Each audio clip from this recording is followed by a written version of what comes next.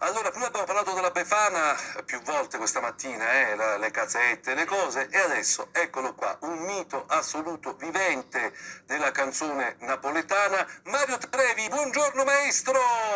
Ciao, come stai? Tutto bene? Bene, bene, bene, nonostante tutto. Sei sempre un vecchio lupo. Io ti ho mandato tanti abbracci forti forti, Grazie, perché abbiamo vissuto una storia brutta in comune, purtroppo. Ecco. Meglio non ricordare. Meglio non ricordo, però ci tenevo ad abbracciarti pubblicamente forte forte. Senti, Ti voglio bene anche da lontano, lo sai. anche io. Senti Mario, ma questa canzone del 1976 che si chiama La No, Befana... 78. 78, scusami, mannaggia. Io quando avevo 14 anni, 13 anni, mi facevo certi chiagnuto con sta canzone. Ma spiegami una cosa, no? Ma com'è che poi la gente si disperava, ma questi tuoi dischi avevano un successo enorme? Qual era la magia? Perché uno saccava un disco per piangere?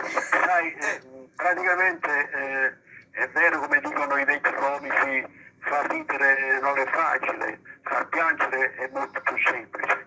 Però sai, in queste canzoni c'era dentro un po' di quella malinconia che toccava veramente i cuori della gente, e tu sai che la gente diciamo così, la gente popolare La queste nostra cose gente, le assorbe in una maniera molto profonda. E per la verità, insomma, noi siamo stati anche fortunati perché ci sono stati dei scrittori che hanno scritto i copioni, come diciamo nel nostro lavoro, veramente importanti, e poi io nella compagnia quell'anno avevo dei grandi artisti come Rino Crispo, la Sollazzo, la Tecla Scarana e tanti altri, e insomma era veramente una cosa molto bella.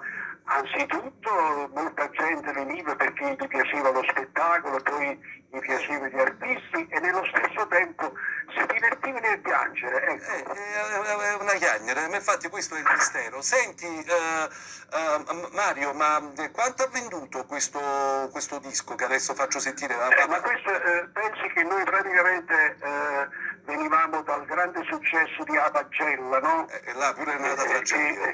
Che avevamo fatto già la sceneggiata di Abagella, eccetera. Anche in quel caso era un momento bello dove poi c'era un morto, no? Sbaglio, chi moriva? Il bambino, chi moriva là? Sì, ma io ti racconto un episodio molto in 2 minuti. Praticamente, insomma, venne una sera che questo ragazzino che doveva morire nello spettacolo non si sentiva bene, aveva la febbre, e allora a un certo momento nella pagella però questo, e stavamo al Teatro 2000. Pensi che ci stavano 2.000 persone dentro e 3.000 fuori che dovevano entrare dopo il primo spettacolo, e questo ragazzino non voleva uscire perché aveva la febbre, non si sentiva bene. A un certo momento la gente protestava, dice ma che insomma lo spettacolo quando finisce, insomma ci sta la scena della rapina, questo e quell'altro. Il ragazzo non voleva uscire. Io mi sono arrabbiato e ho detto ma tu non ti senti bene? Ma vedi che questa gente, se noi non finiamo lo spettacolo, vuole i soldi indietro e ci viene pure ammazzato. E se loro guaglione con la santa pazienza, insomma, veniva in scena con tutta la febbre, dovevo fare la parte che poi veniva ammazzato con tutti quanti santi, eccetera. Vedi, il teatro è veramente una cosa che ti fa vivere immensamente. E come ci manca. Lo so, però io quello che mi domando, e poi la faccio sentire, no?